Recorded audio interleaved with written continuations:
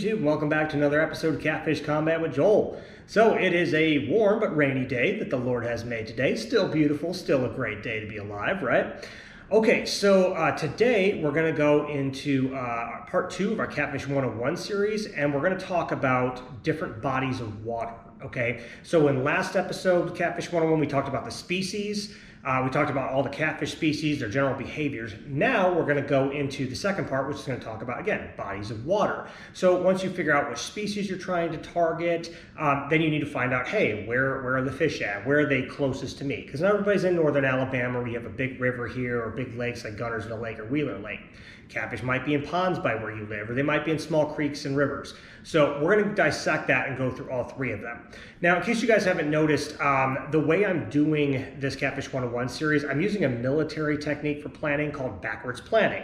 And what that is it's simply, instead of starting from the beginning and going all the way to the end, we're starting at the end, the objective, which in this case is the fish, and then we're working our way backwards from there. To all the way to the start point, okay? So as we go through each thing, we're gonna go in that sequence. So again, we started with species last time, now we're gonna go into bodies of water. All right, so enjoy this presentation where we talk about lakes, rivers, and ponds. Enjoy. In today's video, we're gonna talk about the various bodies of water that catfish typically inhabit. Before I begin, understand that I'm talking in broad generalities when describing these bodies of water. These generalities will apply to all bodies of water with catfish, but the places you choose to fish will still have their own unique characteristics that will influence catfish behavior. This information will be useful to narrow down potential locations to fish, but you will still need to put in the work to figure out the specific details to those bodies of water that you're fishing.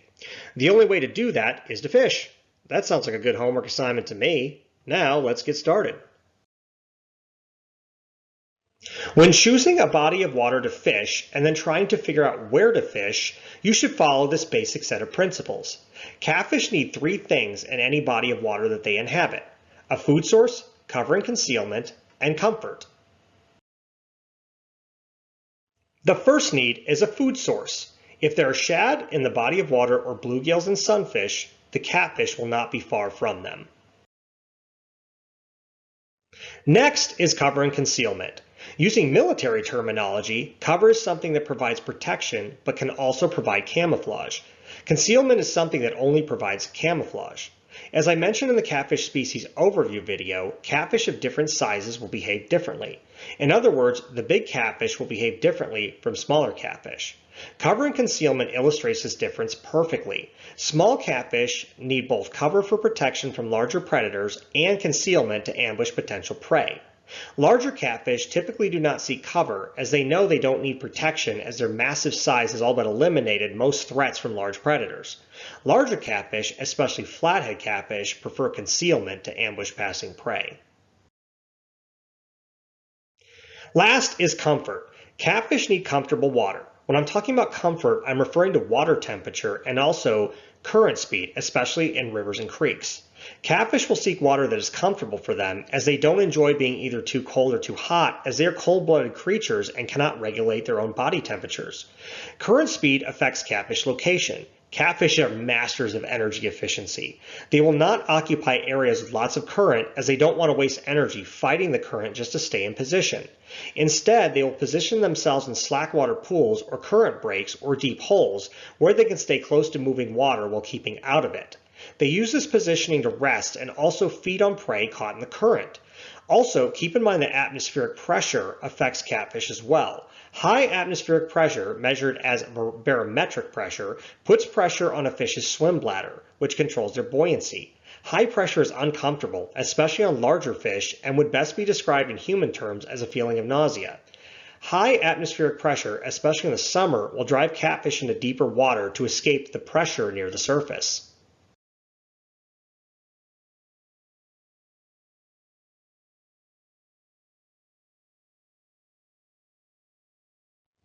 The first body of water we'll discuss are lakes. A lake is defined by the Oxford Dictionary as a large body of water surrounded by land. Some examples of lakes will be Rough River Lake in Kentucky, Guntersville Lake in Alabama, or Watts Bar Lake in Tennessee. Large lakes can produce good numbers and sizes of catfish, depending on the baitfish populations in those lakes. Catfish require a lot of food to grow extremely large. So if the body of water that they inhabit has large quantities of food year-round, that is a good recipe for a booming catfish population. The biggest factors for catfish locations will be water depth, structures such as rock piles, submerged timber, points, and deep holes, and their proximity to food sources such as shad. When looking at the map of a large lake, creek mouths that meet some of these criteria are a good place to start. Next, I'll demonstrate how to find these locations using Navionics or any type of map. For this scenario, let's assume that I've never fished this lake before.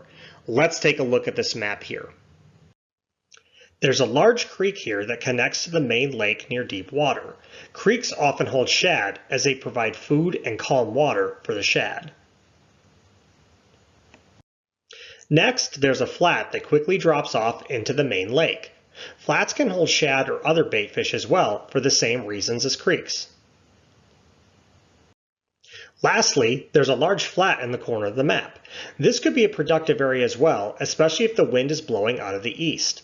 On lakes, when wind pushes the current in a certain direction, shad will occupy the bays and flats that the wind is blowing into. Under those conditions, catfish will follow the shad and feed on them on these types of flats. Now, let's take a closer look at that creek mouth. This is a prime location to start, as not only does this creek mouth connect to deep water, but it has a deep hole that connects to the deep water. This would provide comfort to catfish in terms of water temperature, and it provides a current break when catfish are resting during the day. Pushing further into the creek, we see a long, deeper flat before the water becomes shallow. This is a prime area for shad and a likely feeding ground for catfish in the early mornings and evenings. Next, we'll discuss rivers. A river is defined by the Oxford Dictionary as well as a large natural stream of water flowing in a channel to the sea, a lake, or another such stream. Some examples of rivers would be the Tennessee River, the Ohio River, and the Alabama River. Rivers typically produce good numbers and sizes of catfish, as most rivers have existed for long periods of time and have well-established ecosystems that support large amounts of food for catfish. A unique factor that's often a component of rivers are dams. Dams are used to control flooding, as well as provide power in some cases. Rivers are always in a constant state of movement as the current flows. However, dams are typically the main driver that determines current speed in a river. After heavy rains, a dam's floodgates are open to prevent flooding, which in turn increases current speeds. When the current speed is fast, fishing a river can be very challenging, but the fast current usually drives catfish into the only places where they can avoid the current. This can make finding them easier. For river fishing, current breaks near creek mouths, flats, or deep holes near the same things are good places to start. Next, we'll look at some potential catfishing locations on a river using Navionics. As you can see from this image, there are two creeks that feed into the main river. One to the northeast and one to the southwest. For this discussion, we'll focus on the northeastern creek. Zooming into the mouth of the creek, we can see a point protruding from the shore, which creates a current break.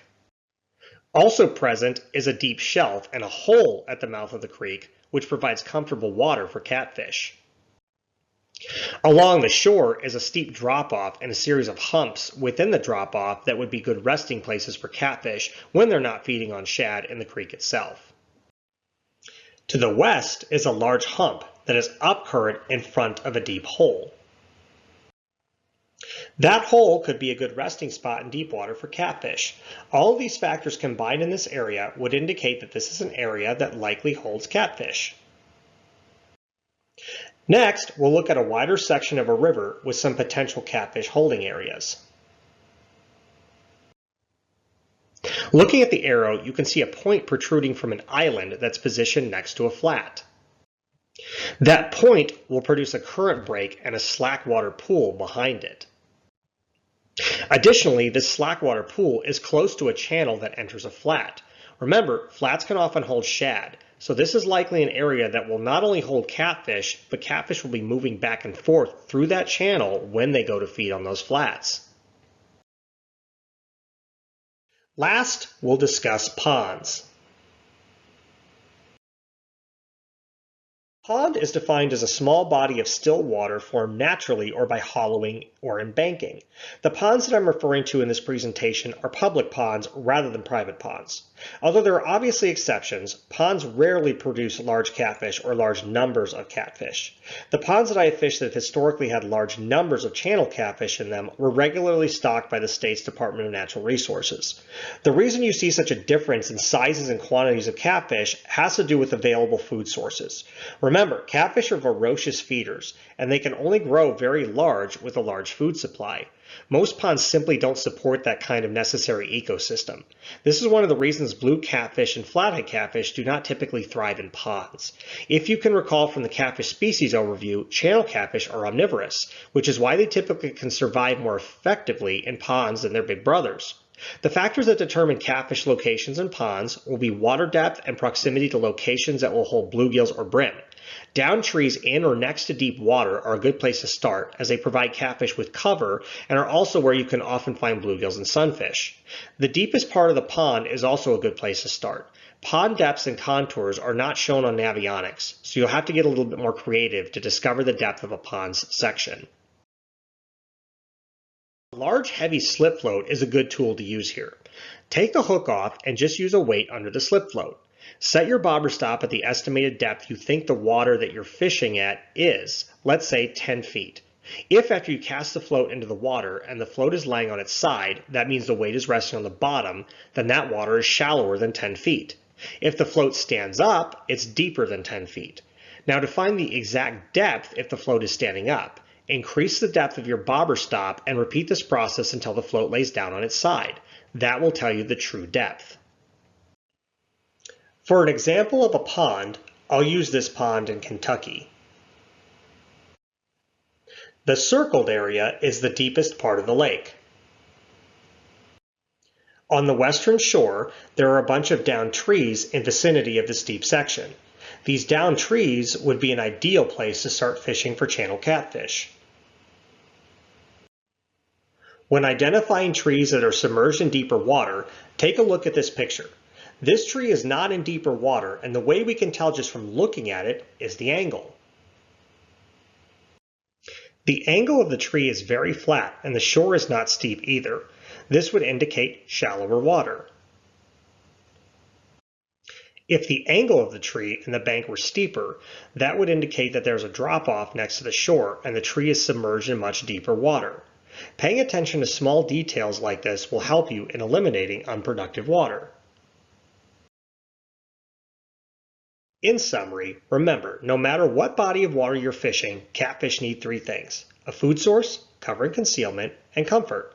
Remember that most water in a body of water is unproductive and will not hold fish. The key is to eliminate unproductive water and use these tactics as a strategy to narrow down your search and find those few productive areas. This takes time, but if you apply these principles and put in the work, you'll start catching catfish. All right, so that's going to wrap us up for this episode of Catfish Combat. I hope you enjoyed today's episode. I hope it was educational for you. I hope you got something out of it. Again, if you're just starting in catfishing, use these videos, man. These are great ways to get started, great ways to give you ideas of how to get into it. Once you get into it and you start catching catfish, man, you're going to be hooked. It's just a lot of fun. So again, hope you guys are getting something out of this. Yeah, I just want to say, again, thank you to each and every one of you guys. Every subscriber, love you guys to death. Everybody who's viewing, love you guys as well. Yeah, if you guys want to continue to support this, please subscribe, please like, leave me a comment. Greatly appreciated. Remember, today is the day that the Lord has made. Stay on mission for Him, and God bless each and every one of you. All right, take care.